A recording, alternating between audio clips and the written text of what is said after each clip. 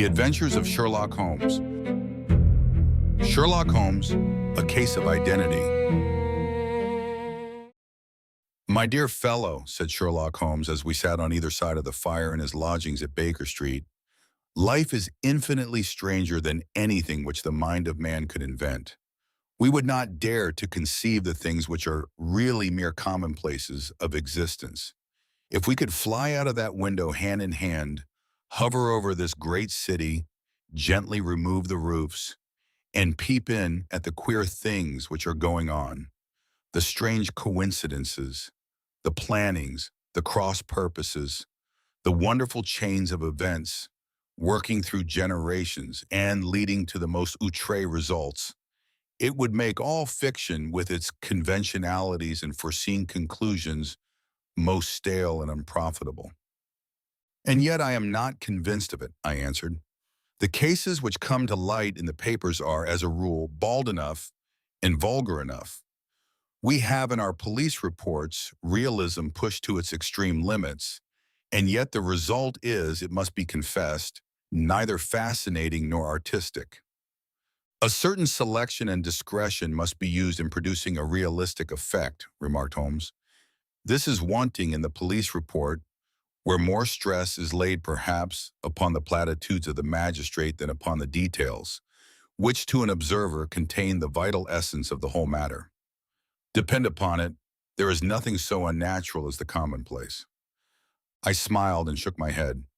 "I can quite understand your thinking so," I said.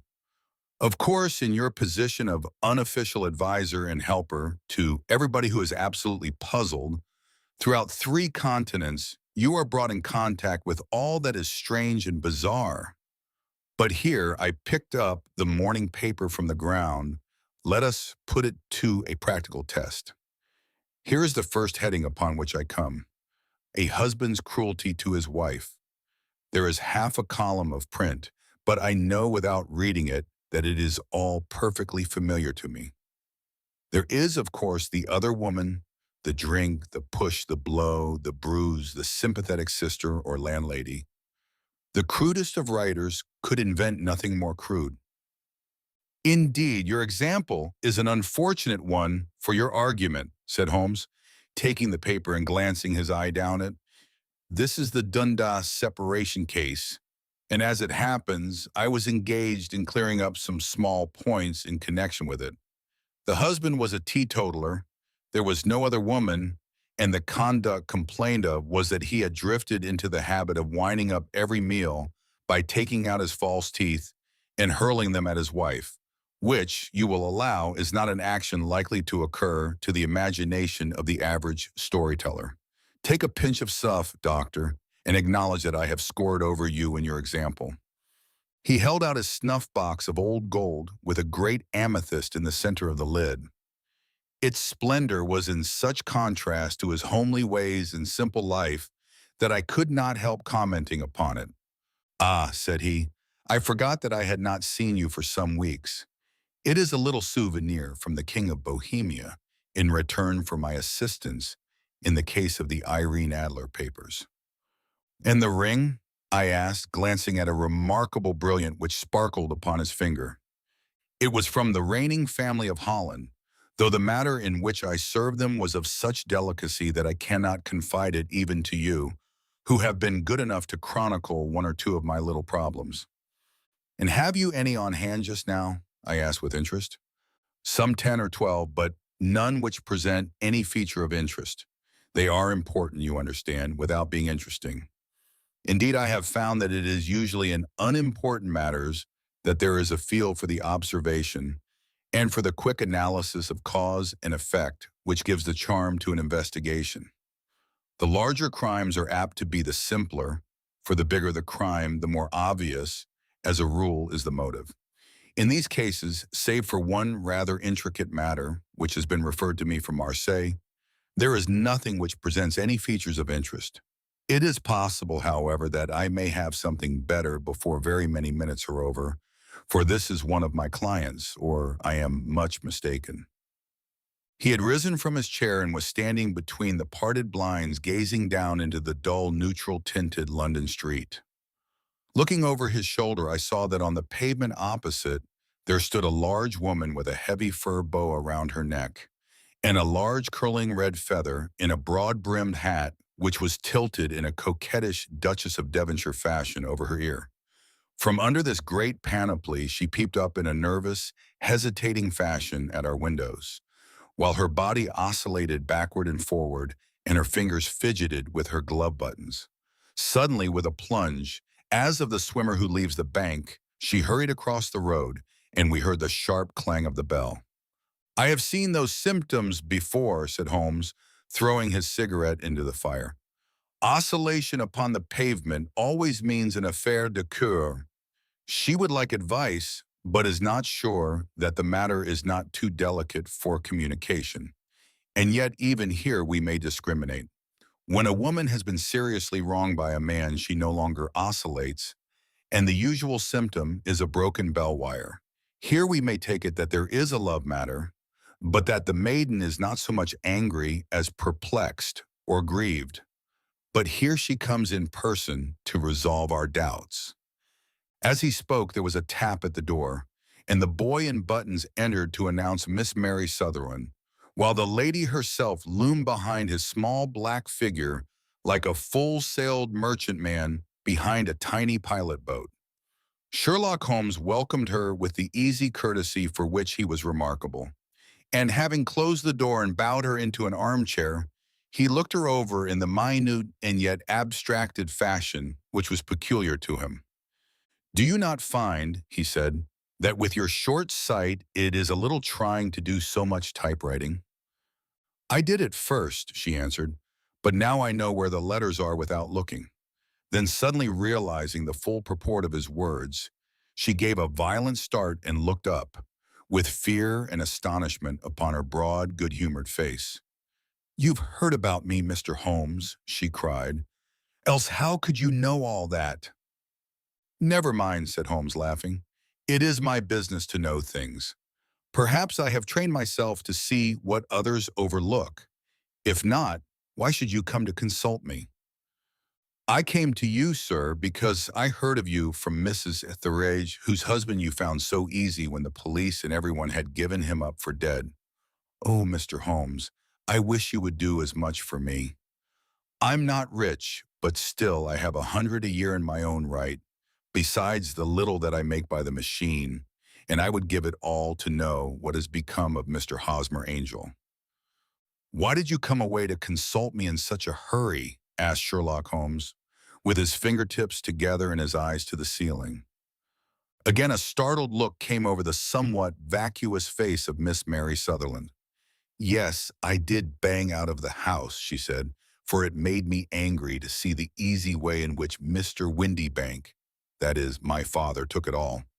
He would not go to the police, and he would not go to you, and so at last, as he would knew nothing and kept on saying that there was no harm done, it made me mad, and I just on with my things and came right away to you." "Your father," said Holmes, "your stepfather, surely, since the name is different." "Yes, my stepfather. I call him father, though it sounds funny too, for he is only 5 years and 2 months older than myself." "And your mother is alive?" "Oh yes, mother is alive and well. I wasn't best pleased, Mr. Holmes, when she married again so soon after father's death, and a man who was nearly 15 years younger than herself. Father was a plumber in the Tottenham Court Road, and he left a tidy business behind him, which mother carried on with Mr. Hardy, the foreman. But when Mr. Windybank came, he made her sell the business, for he was very superior, being a traveler in wines. They got £4,700 for the goodwill and interest, which wasn't near as much as father could have got if he had been alive. I had expected to see Sherlock Holmes impatient under this rambling and inconsequential narrative, but, on the contrary, he had listened with the greatest concentration of attention. "Your own little income," he asked, "does it come out of the business?" "Oh, no, sir. It is quite separate and was left me by my Uncle Ned in Auckland. It is in New Zealand stock, paying 4.5%. £2,500 was the amount, but I can only touch the interest." "You interest me extremely," said Holmes. And since you draw so large a sum as 100 a year, with what you earn into the bargain, you no doubt travel a little and indulge yourself in every way. I believe that a single lady can get on very nicely upon an income of about 60 pounds. I could do with much less than that, Mr. Holmes, but you understand that as long as I live at home, I don't wish to be a burden to them, and so they have the use of the money just while I am staying with them. Of course, that is only just for the time. Mr. Windibank draws my interest every quarter and pays it over to Mother, and I find that I can do pretty well with what I earn at typewriting.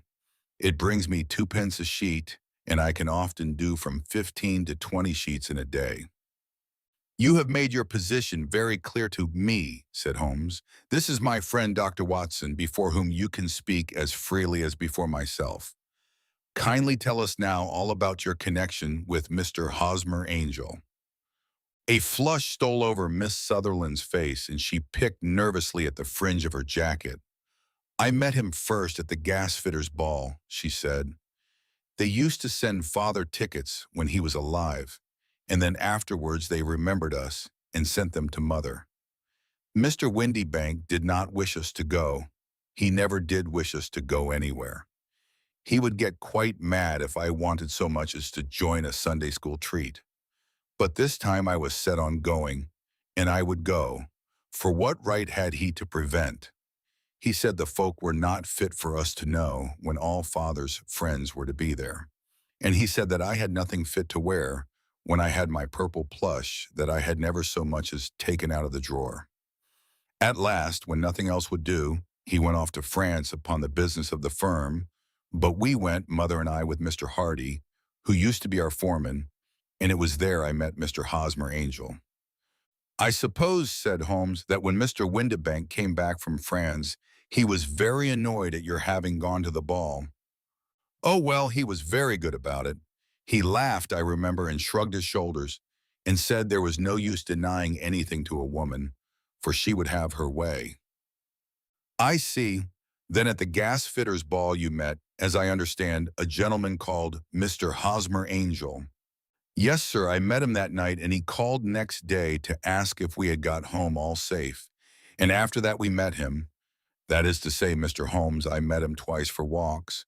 But after that, Father came back again, and Mr. Hosmer Angel could not come to the house any more.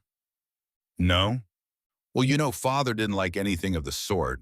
He wouldn't have any visitors if he could help it, and he used to say that a woman should be happy in her own family circle. But then, as I used to say to Mother, a woman wants her own circle to begin with, and I had not got mine yet. But how about Mr. Hosmer Angel? Did he make no attempt to see you? Well, Father was going off to France again in a week, and Hosmer wrote and said that it would be safer and better not to see each other until he had gone. We could write in the meantime, and he used to write every day. I took the letters in the morning, so there was no need for Father to know. Were you engaged to the gentleman at this time? Oh, yes, Mr. Holmes. We were engaged after the first walk that we took. Hosmer, Mr. Angel, was a cashier in an office in Leadenhall Street, and— What office? That's the worst of it, Mr. Holmes, I don't know. Where did he live then? He slept on the premises. And you don't know his address? No, except that it was Leadenhall Street. Where did you address your letters then? To the Leadenhall Street post office, to be left till called for. He said that if they were sent to the office, he would be chaffed by all the other clerks about having letters from a lady, so I offered to typewrite them, like he did his, but he wouldn't have that, for he said that when I wrote them, they seemed to come from me, but when they were typewritten, he always felt that the machine had come between us. That will just show you how fond he was of me, Mr. Holmes, and the little things that he would think of. It was most suggestive, said Holmes. It has long been an axiom of mine that the little things are infinitely the most important. Can you remember any other little things about Mr. Hosmer Angel? He was a very shy man, Mr. Holmes. He would rather walk with me in the evening than in the daylight, for he said that he hated to be conspicuous. Very retiring and gentlemanly he was. Even his voice was gentle. He had had the quinsy and swollen glands when he was young, he told me, and it had left him with a weak throat and a hesitating, whispering fashion of speech. He was always well-dressed, very neat and plain, but his eyes were weak, just as mine are, and he wore tinted glasses against the glare. Well, and what happened when Mr. Windybank, your stepfather, returned to France? Mr. Hosmer Angel came to the house again and proposed that we should marry before father came back. He was in dreadful earnest and made me swear, with my hands on the testament, that whatever happened, I would always be true to him. Mother said he was quite right to make me swear and that it was a sign of his passion. Mother was all in his favor from the first and was even fonder of him than I was. Then when they talked of marrying within the week, I began to ask about father, but they both said never to mind about father, but just to tell him afterwards, and mother said she would make it all right with him. I didn't quite like that, Mr. Holmes. It seemed funny that I should ask his leave, as he was only a few years older than me. But I didn't want to do anything on the sly, so I wrote to father at Bordeaux, where the company has its French offices, but the letter came back to me on the very morning of the wedding. It missed him then? Yes, sir, for he had started to England just before it arrived. Ha, that was unfortunate. Your wedding was arranged then for the Friday. Was it to be in church? Yes, sir, but very quietly. It was to be at St. Saviour's near King's Cross, and we were to have breakfast afterwards at the St. Pancras Hotel. Hosmer came for us in a hansom, but as there were two of us, he put us both into it and stepped himself into a four-wheeler, which happened to be the only other cab in the street. We got to the church first, and when the four-wheeler drove up, we waited for him to step out, but he never did, and when the cabman got down from the box and looked, there was no one there. The cabman said that he could not imagine what had become of him, for he had seen him get in with his own eyes. That was last Friday, Mr. Holmes, and I have never seen or heard anything since then to throw any light upon what became of him. It seems to me that you have been very shamefully treated, said Holmes. Oh, no, sir, he was too good and kind to leave me so. Why, all the morning he was saying to me that whatever happened, I was to be true, and that even if something quite unforeseen occurred to separate us, I was always to remember that I was pledged to him, and that he would claim his pledge sooner or later. It seems strange talk for a wedding morning, but what has happened since gives a meaning to it. Most certainly it does. Your own opinion is, then, that some unforeseen catastrophe has occurred to him? Yes, sir. I believe that he foresaw some danger, or else he would not have talked so. And then I think that what he foresaw happened. But you have no notion as to what it could have been? None. One more question. How did your mother take the matter? She was angry and said that I was never to speak of the matter again. And your father, did you tell him? Yes, and he seemed to think with me that something had happened and that I should hear of Hosmer again. As he said, what interest could anyone have in bringing me to the doors of the church and then leaving me?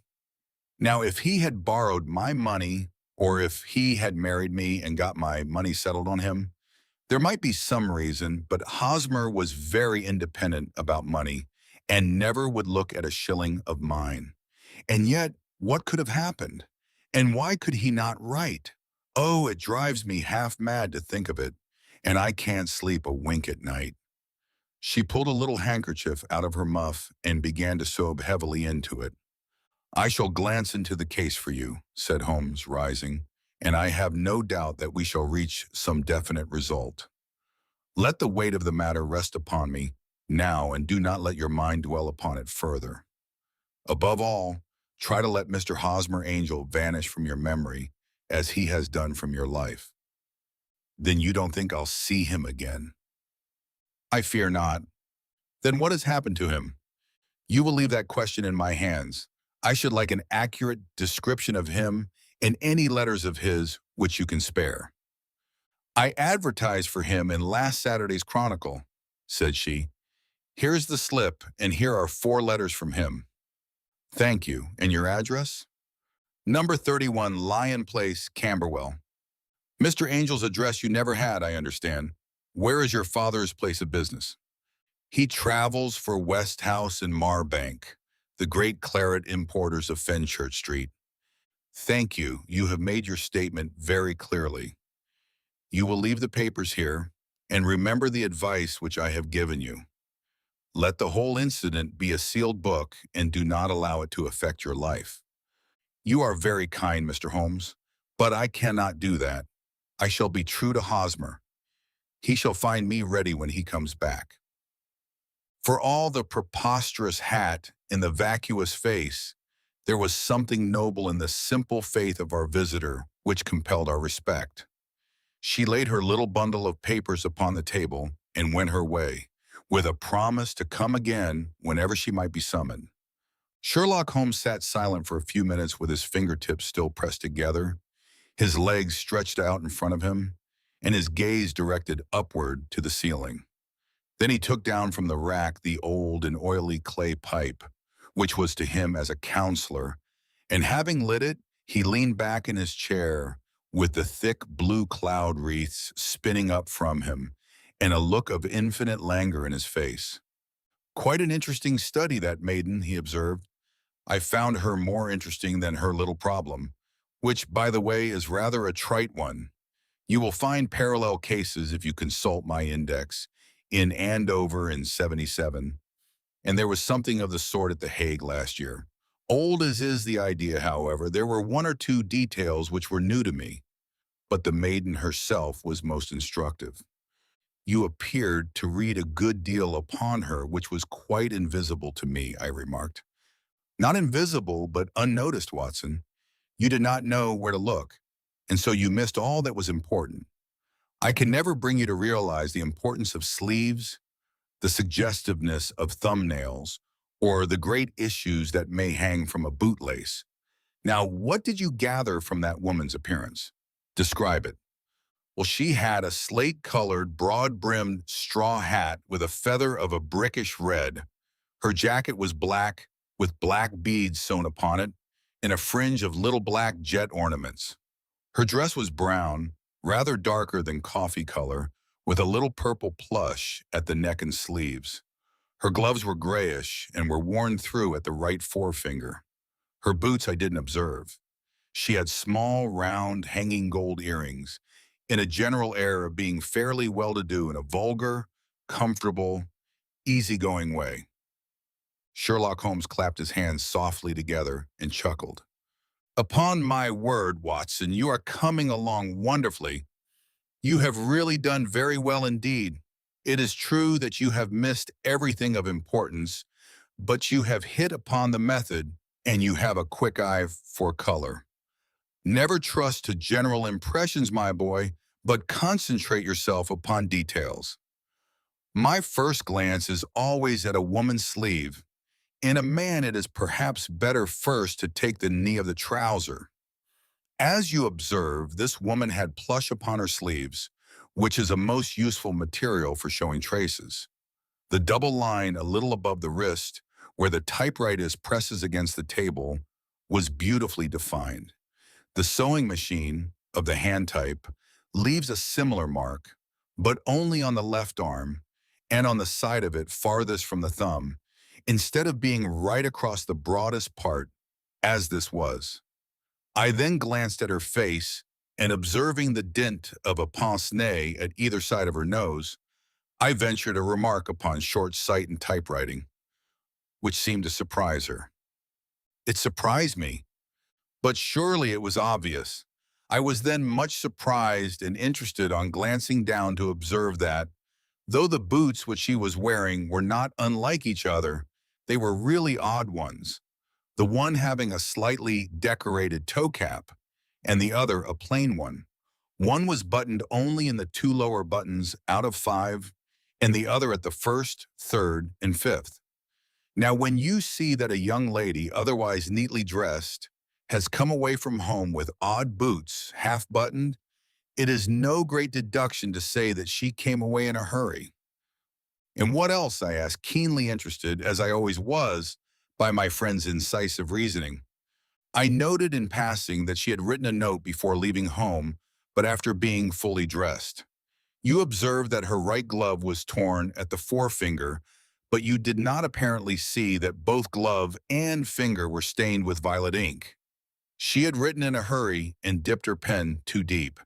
It must have been this morning, or the mark would not remain clear upon the finger. All this is amusing, though rather elementary, but I must go back to business, Watson. Would you mind reading me the advertised description of Mr. Hosmer Angel? I held the little printed slip to the light. Missing, it said, on the morning of the 14th, a gentleman named Hosmer Angel, about 5 feet 7 inches in height, strongly built, sallow complexion, black hair, a little bald in the center, bushy black side whiskers and mustache, tinted glasses, slight infirmity of speech, was dressed, when last seen, in black frock coat faced with silk, black waistcoat, gold Albert chain, and gray Harris tweed trousers with brown gaiters over elastic-sided boots, known to have been employed in an office in Leadenhall Street. "That will do," said Holmes. "As to the letters," he continued, glancing over them, "they are very commonplace. Absolutely no clue in them to Mr. Angel, save that he quotes Balzac once. There is one remarkable point, however, which will no doubt strike you. They are typewritten," I remarked. "Not only that, but the signature is typewritten. Look at the neat little Hosmer Angel at the bottom. There is a date, you see, but no superscription except Leadenhall Street, which is rather vague. The point about the signature is very suggestive. In fact, we may call it conclusive." "Of what?" "My dear fellow, is it possible you do not see how strongly it bears upon the case?" "I cannot say that I do, unless it were that he wished to be able to deny his signature if an action for breach of promise were instituted." "No, that was not the point. However, I shall write 2 letters which should settle the matter. One is to a firm in the city, the other is to the young lady's stepfather, Mr. Windybank, asking him whether he could meet us here at 6 o'clock tomorrow evening. It is just as well that we should do business with the male relatives. And now, doctor, we can do nothing until the answers to those letters come, so we may put our little problem upon the shelf for the interim." I had had so many reasons to believe in my friend's subtle powers of reasoning and extraordinary energy in action that I felt that he must have some solid grounds for the assured and easy demeanor with which he treated the singular mystery which he had been called upon to fathom. Once only had I known him to fail, in the case of the King of Bohemia and of the Irene Adler photograph. But when I look back to the weird business of the Sign of Four and the extraordinary circumstances connected with the study in scarlet, I felt that it would be a strange tangle indeed which he could not unravel. I left him then, still puffing at his black clay pipe, with the conviction that when I came again on the next evening, I would find that he held in his hands all the clues which would lead up to the identity of the disappearing bridegroom of Miss Mary Sutherland. A professional case of great gravity was engaging my own attention at the time, and the whole of next day I was busy at the bedside of the sufferer. It was not until close upon 6 o'clock that I found myself free and was able to spring into a hansom and drive to Baker Street, half afraid that I might be too late to assist at the denouement of the little mystery. I found Sherlock Holmes alone, however, half asleep, with his long, thin form curled up in the recesses of his armchair. A formidable array of bottles and test tubes with the pungent, cleanly smell of hydrochloric acid told me that he had spent his day in the chemical work which was so dear to him. "Well, have you solved it?" I asked as I entered. "Yes, it was the bisulfate of baryta." "No, no, the mystery," I cried. And, "Oh, that. I thought of the salt that I have been working upon. There was never any mystery in the matter, though, as I said yesterday, some of the details are of interest. The only drawback is that there is no law, I fear, that can touch the scoundrel. Who was he then, and what was his object in deserting Miss Sutherland?" The question was hardly out of my mouth, and Holmes had not yet opened his lips to reply when we heard a heavy footfall in the passage and a tap at the door. "This is the girl's stepfather, Mr. James Windibank," said Holmes. "He has written to me to say that he would be here at 6. Come in." The man who entered was a sturdy, middle-sized fellow, some 30 years of age, clean-shaven and sallow skin, with a bland, insinuating manner, and a pair of wonderfully sharp and penetrating gray eyes. He shot a questioning glance at each of us, placed his shiny top hat upon the sideboard, and with a slight bow, sidled down into the nearest chair. "Good evening, Mr. James Windibank," said Holmes. "I think that this typewritten letter is from you, in which you made an appointment with me for 6 o'clock?" "Yes, sir. I'm afraid that I am a little late, but I am not quite my own master, you know. I am sorry that Miss Sutherland has troubled you about this little matter, for I think it is far better not to wash linen of the sort in public. It was quite against my wishes that she came, but she is a very excitable, impulsive girl, as you may have noticed, and she is not easily controlled when she has made up her mind on a point. Of course, I did not mind you so much, as you are not connected with the official police, but it is not pleasant to have a family misfortune like this noised abroad. Besides, it is a useless expense, for how could you possibly find this Hosmer angel?" "On the contrary," said Holmes quietly, "I have every reason to believe that I will succeed in discovering Mr. Hosmer Angel." Mr. Windibank gave a violent start and dropped his gloves. "I am delighted to hear it," he said. "It is a curious thing," remarked Holmes, "that a typewriter has really quite as much individuality as a man's handwriting. Unless they are quite new, no two of them write exactly alike. Some letters get more worn than others, and some wear only on one side. Now you remark in this note of yours, Mr. Windibank, that in every case there is some little slurring over of the E and a slight defect in the tail of the R. There are 14 other characteristics, but those are the more obvious. We do all our correspondence with this machine at the office, and no doubt it is a little worn," our visitor answered, glancing keenly at Holmes with his bright little eyes. "And now I will show you what is really a very interesting study, Mr. Windibank," Holmes continued.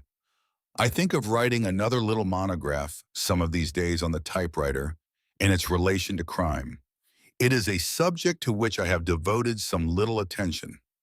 I have here 4 letters which purport to come from the missing man. They are all typewritten.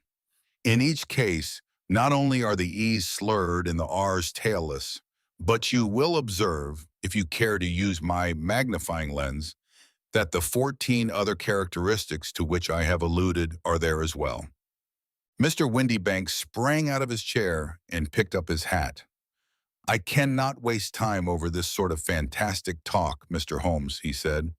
"If you can catch the man, catch him, and let me know when you have done it." "Certainly, Sir Holmes," stepping over and turning the key in the door. "I let you know, then, that I have caught him." "What? Where?" shouted Mr. Windibank, turning white to his lips and glancing about him like a rat in a trap. "Oh, it won't do, really it won't," said Holmes suavely. "There is no possible getting out of it, Mr. Windibank. It is quite too transparent, and it was a very bad compliment when you said that it was impossible for me to solve so simple a question. That's right. Sit down and let us talk it over."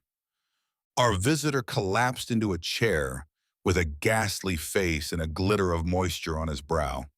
"It is not actionable," he stammered. "I am very much afraid that it is not. But between ourselves, Windibank, it was as cruel and selfish and heartless a trick in a petty way as ever came before me. Now let me just run over the course of events, and you will contradict me if I go wrong." The man sat huddled up in his chair, with his head sunk upon his breast, like one who is utterly crushed. Holmes stuck his feet up on the corner of the mantelpiece, and leaning back with his hands in his pockets, began talking, rather to himself as it seemed than to us. "The man married a woman very much older than himself for her money," said he, "and he enjoyed the use of the money of the daughter as long as she lived with them. It was a considerable sum for people in their position, and the loss of it would have made a serious difference. It was worth an effort to preserve it. The daughter was of a good, amiable disposition, but affectionate and warm-hearted in her ways, so that it was evident that with her fair personal advantages and her little income, she would not be allowed to remain single long. Now her marriage would mean, of course, the loss of 100 a year, so what does her stepfather do to prevent it? He takes the obvious course of keeping her at home and forbidding her to seek the company of people of her own age. But soon he found that that would not answer forever. She became restive, insisted upon her rights, and finally announced her positive intention of going to a certain ball. What does her clever stepfather do then? He conceives an idea more creditable to his head than to his heart. With the connivance and assistance of his wife, he disguised himself, covered those keen eyes with tinted glasses, masked the face with a mustache and a pair of bushy whiskers, sunk that clear voice into an insinuating whisper, and doubly secure on account of the girl's short sight, he appears as Mr. Hosmer Angel and keeps off other lovers by making love himself. "It was only a joke at first," groaned our visitor. "We never thought that she would have been so carried away." "Very likely not. However that may be, the young lady was very decidedly carried away, and having quite made up her mind that her stepfather was in France, the suspicion of treachery never for an instant entered her mind. She was flattered by the gentleman's attentions, and the effect was increased by the loudly expressed admiration of her mother. Then Mr. Angel began to call, for it was obvious that the matter should be pushed as far as it would go if a real effect were to be produced. There were meetings and an engagement which would finally secure the girl's affections from turning towards anyone else. But the deception could not be kept up forever. These pretended journeys to France were rather cumbrous.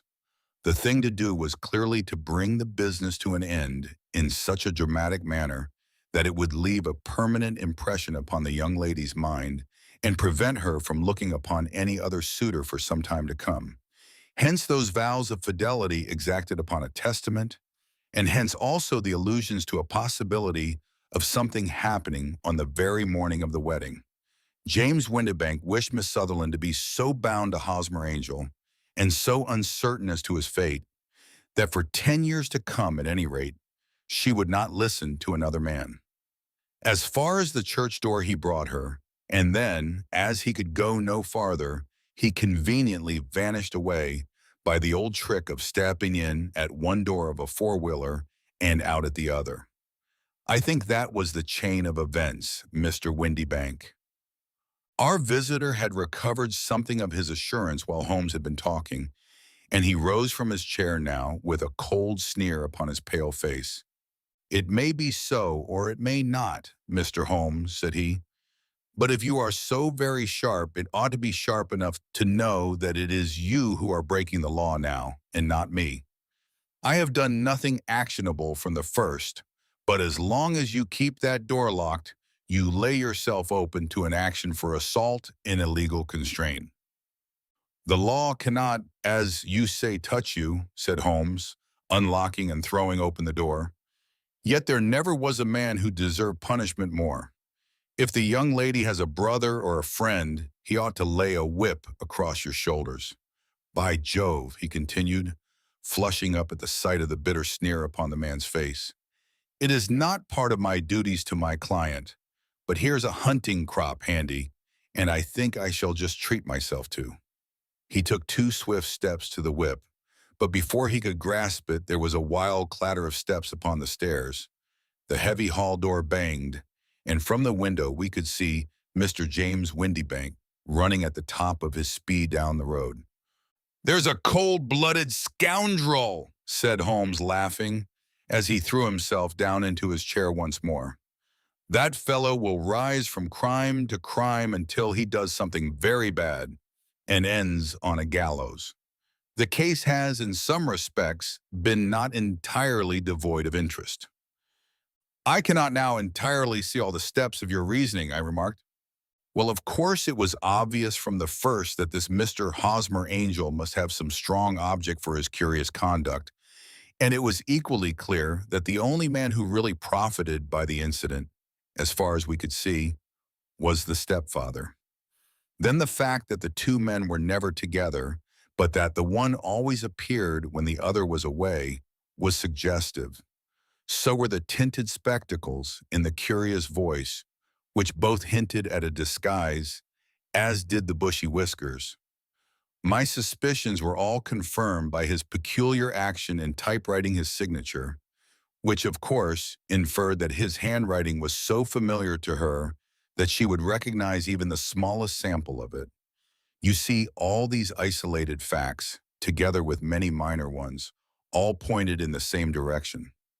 And how did you verify them? Having once spotted my man, it was easy to get corroboration. I knew the firm for which this man worked. Having taken the printed description, I eliminated everything from it which could be the result of a disguise, the whiskers, the glasses, the voice, and I sent it to the firm with a request that they would inform me whether it answered to the description of any of their travelers. I had already noticed the peculiarities of the typewriter, and I wrote to the man himself at his business address asking him if he would come here. As I expected, his reply was typewritten and revealed the same trivial but characteristic defects. The same post brought me a letter from West House in Marbank of Fenchurch Street to say that the description tallied in every respect with that of their employee, James Windybank. Voila tout. And Miss Sutherland? If I tell her, she will not believe me.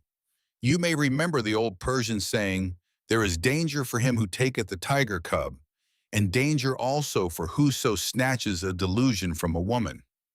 There is as much sense in Hafiz as in Horace, and as much knowledge of the world.